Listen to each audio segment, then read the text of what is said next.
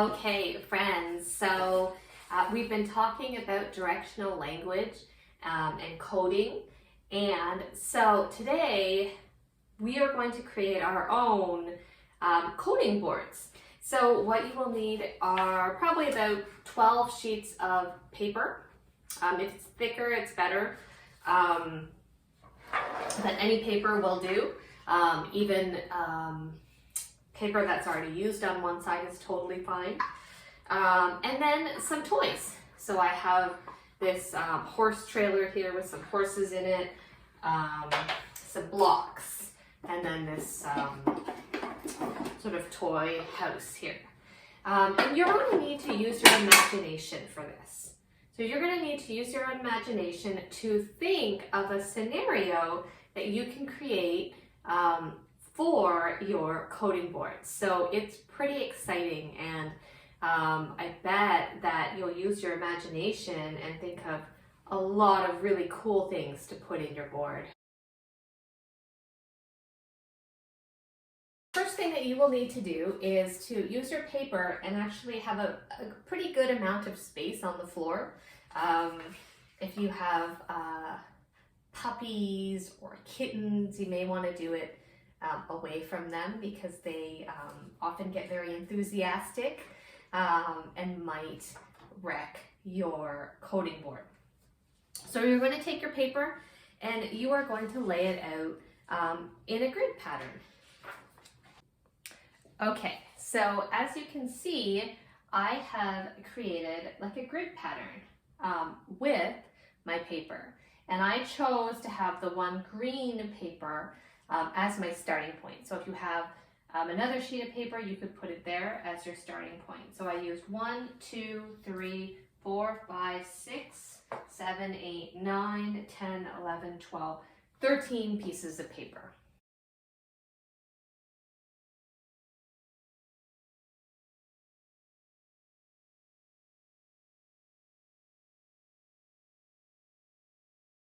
So what I'm going to do is I'm going to use the toys that I have to create a setting. So I have this vehicle here, and it's actually a horse trailer. So there's these like little play horses that go inside. So I thought that my story would be that these horses are going to start out and need to get to their home with their family, which is this other house that I have. So I'm going to put this house somewhere else on the board. There it goes. And then I'm going to use my other blocks and things to create different obstacles on my coding board. So I'm going to do that, and then I am going to give directions to somebody else in my house, or even just the driver of the vehicle about how they can get there. And I'm going to use my directional language like forward or backwards or right or left to help to give those directions.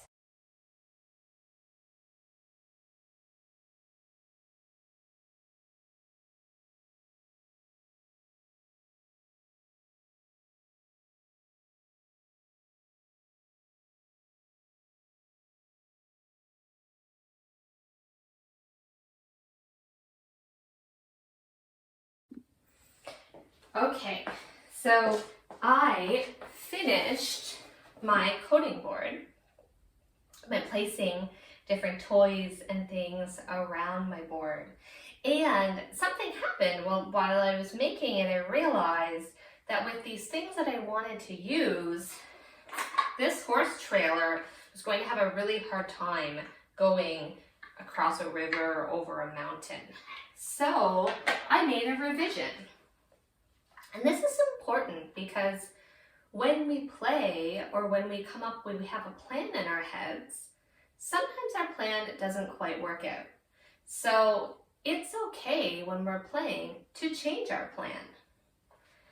So I've decided that instead of using this trailer, I'm just going to use the horses because I think the horses can effectively go through my coding maze.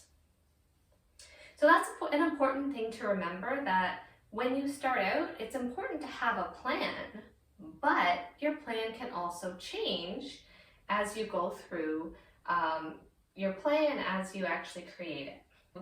If you have a sibling or an adult with you, or somebody that you can get them to go through the maze and you give them directions, that's great, and then you can switch roles. And I'm going to show you what the directions are. So I'm going to use this cute little rust-colored horse. So my horses are going to start, and I have my green square, my green rectangle as my starting rectangle. So they're going to start and they are going to go forward through the tall grass. So they go through the tall grass and they are going to turn right. So they're going to turn right and go towards the water. Maybe my horse might like to have a little drink at the water. And then my horse is going to go through the water towards the hill. Okay. So then my horse has an option. My horse could go around the hill, or it could go up the hill and back down again. So that would be up to you, or up to me. I'm going to have the horse go up the hill and then down the hill and then go forward. So when my horse goes forward, as we can see, yay, my horse is back home at its stable.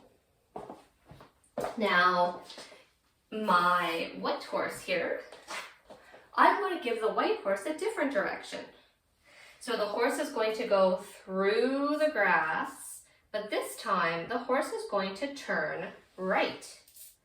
And the horse is going to go forward. Okay. So then my horse is going to go forward. And as we can see, the horse is at the mushrooms, these wooden mushrooms. So my horse is going to go around the mushroom and towards the elephant. And my horse, because those elephants are really big animals, can't go through them, my horse is going to go around the elephant. Okay. And then my horse is going to go forward. And then my horse is going to go through, my horse is going to turn left. My horse is going to turn to the left and go through the river. There it goes. And this horse is pretty tired. So instead of going up and down the hill, my horse is going to go around the hill and towards its home. And then it will go forward and end up, yay, at home. So I want you to create your own and then give directions about how your characters get to their destination. And their destination is wherever they want to go. And you can use whatever toys you have. Some of you love dinosaurs. And I want you to think about what your character is and then what the obstacles they might have. If you're playing with a dinosaur who is a herbivore, one of their obstacles might be that there's a T-Rex and they have to make sure that they don't go in the same rectangle as the T-Rex. So you can figure out those different things. You can use blocks to build structures for them to go around. And then I would love to hear how you navigate through it and the directional language that you're using. All right, I can't wait to see what you create.